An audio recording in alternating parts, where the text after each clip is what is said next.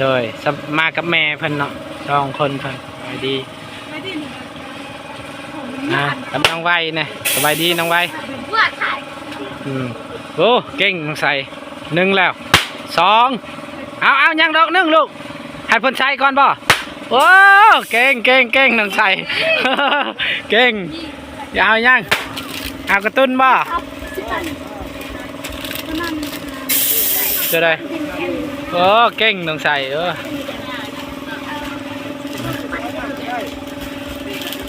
นี่เอาตัวนี้ลูกงามนี่แมนงามเลย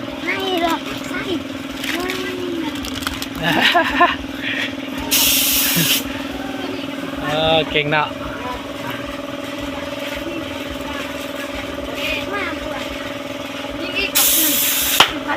แล้วแต่เจ้าจะยิงกันยิงเอาลองโอ้โหเก่งน้องใส่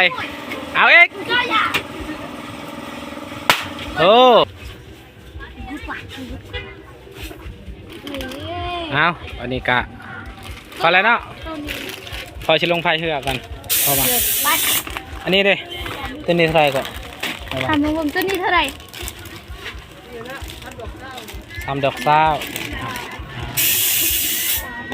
เอาแล้วน้องใส่ได้กระตุ้นแล้วเนาะมา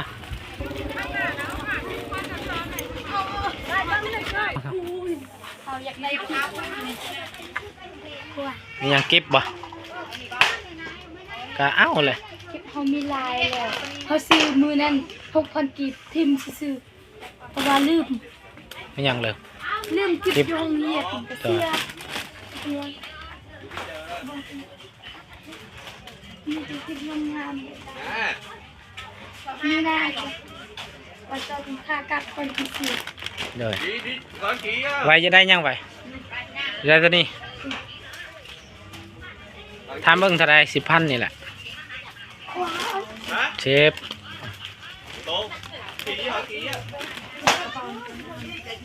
งามกระเป๋าเนาะเสียดายบ่มีเงินใส่อยู่ในงามเลย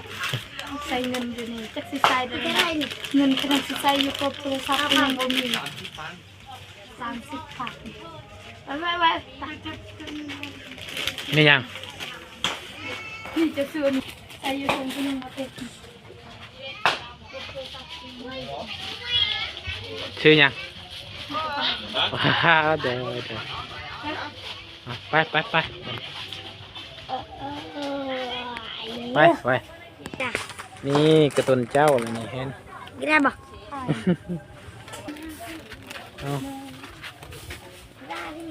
นี่ก็งามเนาะ13,000 กีบ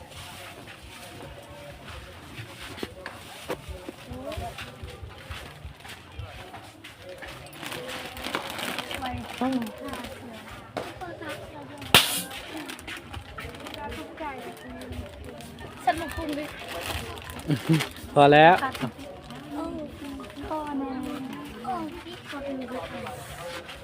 แกะไหมแกะไว้เอ็น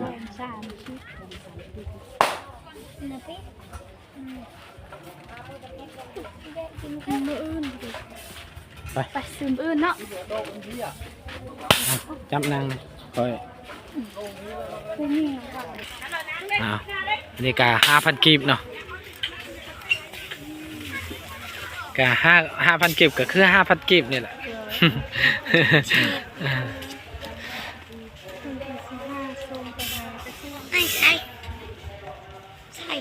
ใช่5เบิ่งส่งให้อนาน้องเจ้าหันมาแล้วสิไปซื้อนางไอ้ซื้อให้น้องไอ้ส่งเสื้อเฮากับบ่ได้ฮู้จักทำใดถึกนี่ซำนี่น้อยซำนี่5บ่6น้อยถ้ากลับคนซื้อให้เราก็ได้โอเคกลับกันเนาะว่านี่ไปเที่ยวก่อนเนาะไปเบิ่งก่อนนี่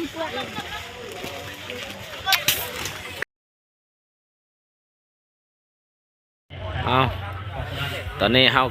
กำลังเริ่มพายเรือแล้วพี่น้องสิเอาเรือลงและมื้อนี้ก็ได้มื้อนี้ก็เป็นมือแข่งเรือนะพี่น้อง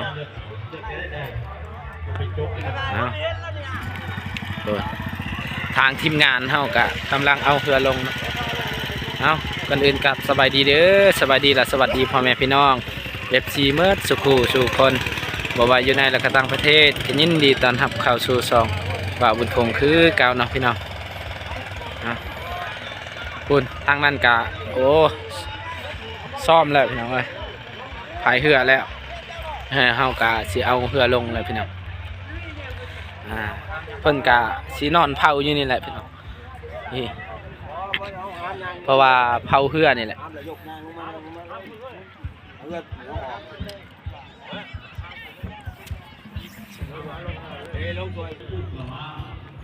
ตอนนี้ก็กำลังสิประกอบเรือแล้วก็เอาเรือลงเลยพี่น้องเพราะว่าเฮากะ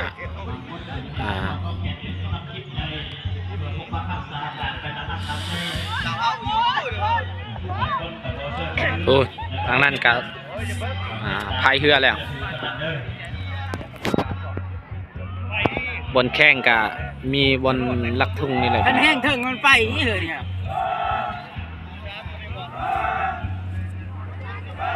เสียงเขาอ่ะ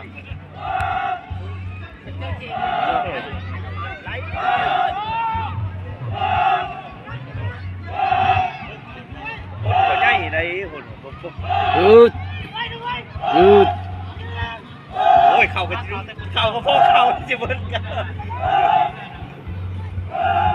เอามีแต่พอเฮือนมาได้นอฉลายฮะหุ่นคนเดียวเลยหุ่น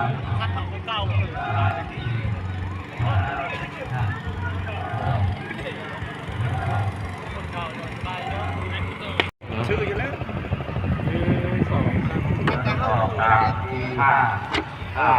เอาตอนนี้ฮักกาประกอบ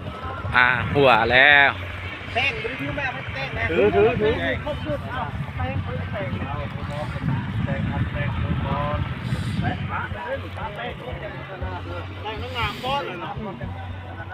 แต่งงานก็ได้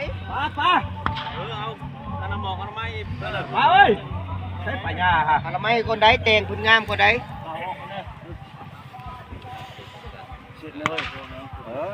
เป็นกำลังแต่งวิธีนะวิธีฝาเข้าไม่ยังนี่แหละ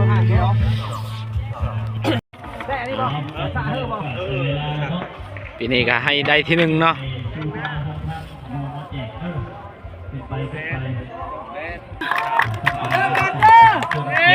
เรือปีกายนั่นเลยเรือเอาแขกปีกายนั่นเลยนะแน่นปะเจอกัน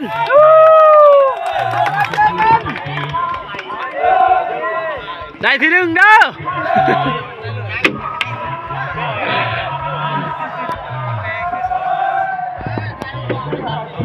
ยอกเพิ่น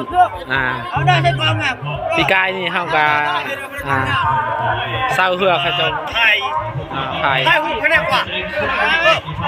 ยืนจะพูดนั่งเลย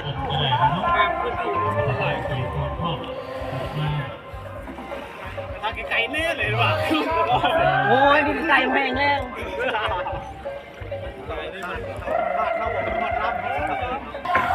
เอา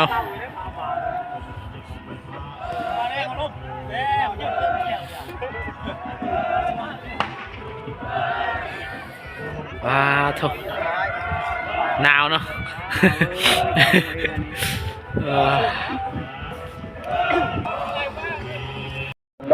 ตอนนี้เพิ่นกำลังเก็บเก็บพายแล้วเนาะพี่น้องเพราะว่าเพิ่นก็ยังประกาศนี่แหละกฎระเบียบเมืองต่างๆนะครับบรรดากลุ่มบ้านที่ได้เข้าร่วมอย่างตื้นฉันกับการแข่งขันในครั้งนี้ก็ขอให้บรรดานักกีฬานี้จงได้สุขภาพแง่งแล้วก็มีเกียรติในการเข้าร่วมการแข่งขันนี้อย่างยุติธรรมบ่ให้มีการเอารัดเอาเปรียบบ่ให้มีการเราให้เกียรติให้เพื่อเป็นให้คู่แข่งแล้วเนี่ยกันก่อนเอาพื้นนี้ก็ได้สุดท้ายก็ดีเอาขึ้นไปรางนึงแต่ว่าที่จะทำแบบนี้รางวัลจะน้องมีรางวัลคนคู่กันเราเป็นไรครับ เก็บไปทุ่งไปขาพี่น้องเลยเนาะที่สร้างบ้านว่างฮะพี่น้องนะเชิญก็เรือที่ผ้าจะได้เรือจะรับนะเอาขึ้นโชว์สนามไปก็ โอ้กินแล้วกินแล้วโอ้ขาลอยแล้วอะไรเออโอ้ยเป็นลำเรือเลยโอ้มากันมาใส่แม่นยัวเถอะเฮ็ดบ่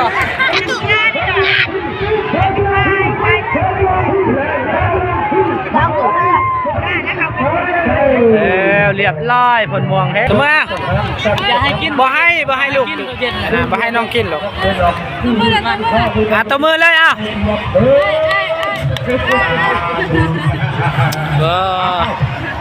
ย่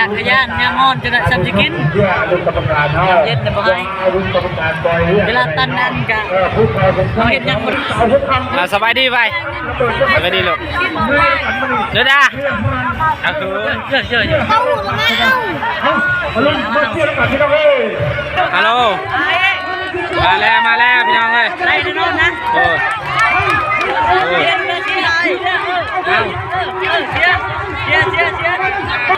โอ้ฮัลโหลมาแล้วฮัลโหลทัดเก็บกูระเบิดมาแล้วพี่น้องมาแล้วเก็บกูระเบิดเก็บกูระเบิดเยียบเก็บกูระเบิดเยียบโอ้โหเยียบโอ้เก่งโอ้โหฮัลโหลทัดฮัลโหลเก็บกูระเบิดเก็บกูระเบิดเยียบ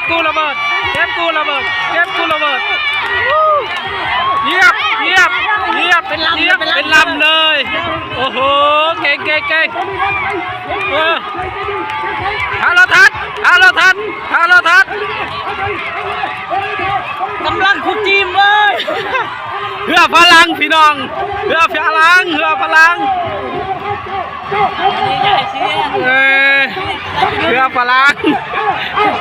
เป็นอะไร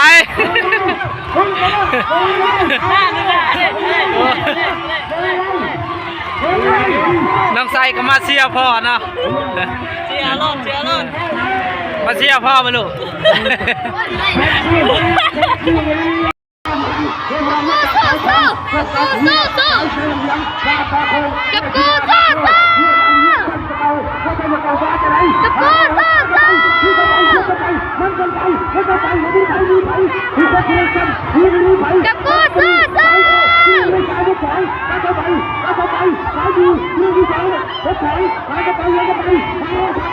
สุดที่แพ้แล้วพี่น้องเอ้ยกับกูสู้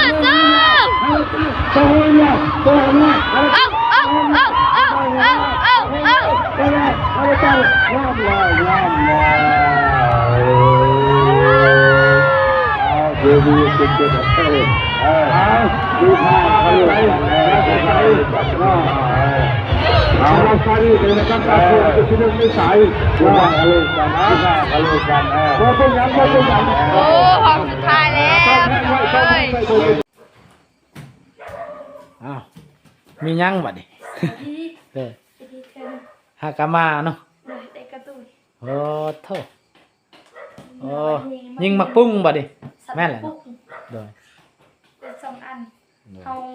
ตัวมันงามก็มีเนาะแต่เขาบ่เอาเนาะเอามันก็เบื่อเอาไว้เฮ็ดเป็นมอนโดยงามอยู่มันก็เบื่อกันงามอยู่นึกได้มาพี่จะได้ตัวใดโอ้ยเอาไว้เอาตัวใดนะเอาได้ชงอะไรเนี่ยนัดดานังนัดดาให้นอนนี่ลองโอ้โหนอนแหละโอ้ดีไปป่วยนะมาตุยะมาป่วยมามันดาจิจุกใจนะมาเอาเลย มีเดิมวันหน้าดับมูจิดงหายง้องแล้วก็เสร็จ เอาสบายดีเด้อสบายดียามค่ำๆมืดๆนี่แหละเป็นหยังไง เดี๋ยวไปสิเอาให้การ์ตูนเจ้าเนอร์ไปเอากันเนอร์ ปลาใส่กระตุ้นลายๆนี่พี่น้องปอโถ่ ลิ้น อ่า บลายเนาะ จะได้ตัวได้ลูกจะได้ตัวได้นาง นี่จะด่า นี่เนาะพี่น้องอันนี้คือว่าเขาได้จากแคมป์คลองเนาะแคมป์คลองสวรรค์เขตเนาะเป็นไปตอนเขาไปกับแม่เพิ่นเนาะแม่ยายดีเพิ่นตอนนั้นเนาะเขาก็คิดฮอดอยู่กันเนาะคือว่าตุ๊กตานี่เป็นของทรงจำเนาะ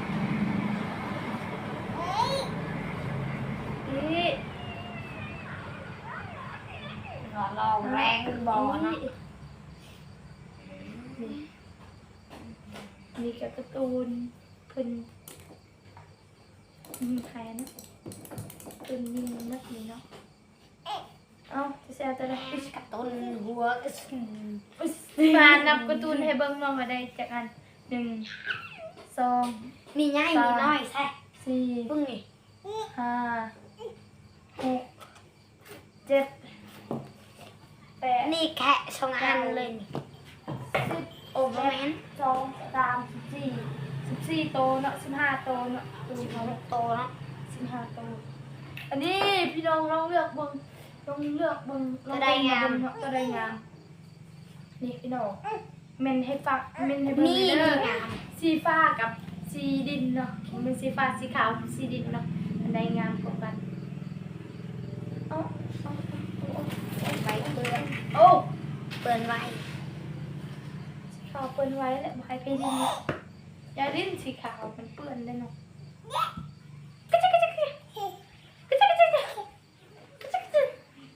สำหรับเฮาเนาะเฮาจะได้ตัวมันใหญ่ๆเนาะแต่บ่มีเงินมีกระตุ้นหัวซึ่งสีดำมา อันต้นหัวก็สุ่นอันต้นหัวก็สุ่นอันต้นหัวก็สุ่น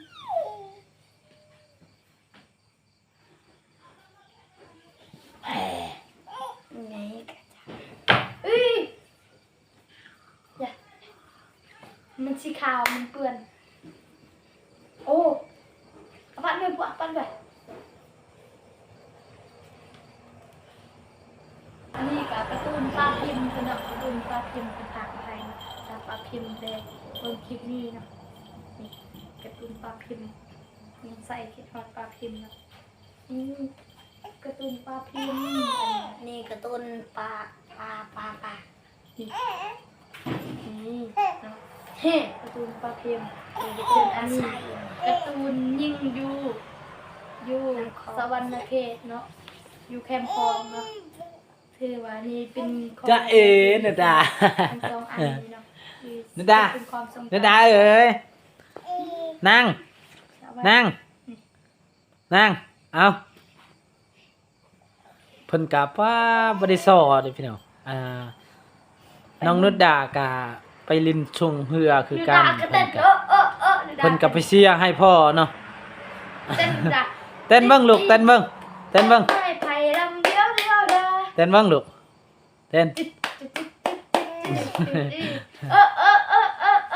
ป้า เอาสบายดีบัดนี้สบายดีลูก สบายดีก่อน เอายกมือสบายดีลูก สบายดีแล้ว โอ้นายเลยตุ๊กตาไก่เต่า กินข้าวกินน้ำเลยใส่ย่างคือกันเดี๋ยว ด้วยพอสเก็ตแต่เงินมันหมดก่อนเนาะ เอาซื้ออาหารแล้วกินเดี๋ยวนะกินข้าวเดี๋ยว กินอยู่บนแพร่ เครื่องมันแพงเมื่อมีหยังกระแพงบุญนี่ก็คือว่า มีแต่เสื้อผ้าบ่แพง เสื้อผ้าบ่แพงเนาะ โดยไคเล่ เสื้อผ้าแบบไคเลก็มี 5,000 ก็มี 5,000ก็มี 5,000ก็มีแต่15 เอาจะบ่เห็นบ่เมื่อกี้นี่ 5,000 แล้วเนาะไว้เนาะ 5,000 ก็มี เกิบกา10 15ผักเกิด 15 10ผัก 15 10ผัก 15 10ผัก เอา 10,000 ก็ 10,000โอ้ยเพียง 15 10ผัก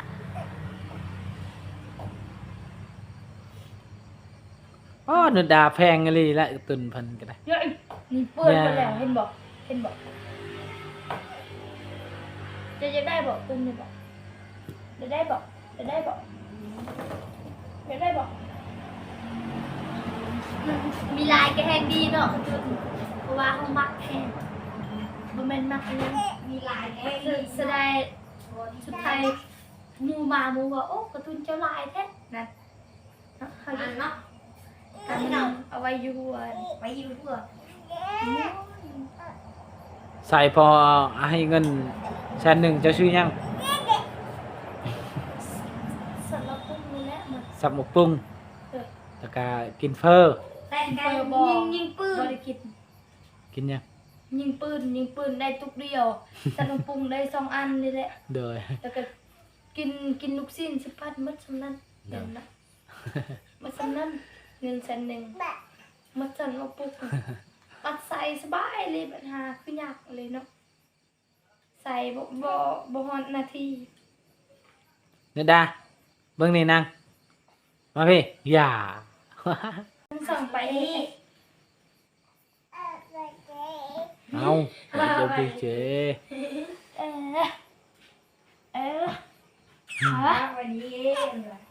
วันนี้ ใบดี วันนี้ มาชุมนุมกระตุ้นตั้งแต่กระตุ้นปุ๊บอะใครนะผมเอาสำหรับคลิปนี้ก็จะขอโตวไว้เพียงสมีก่อนเด้อเดี๋ยวมันจะมีสัญญาเนาะสำหรับคลิปนี้ขอโตวไว้เพียงสมีก่อนเด้อขอบคุณทางคุณยันจิคุณ FC มาทุกท่านเนาะที่ติดตามนะครับชมสำหรับคลิปนี้มาใส่ไปแล้วสบายดี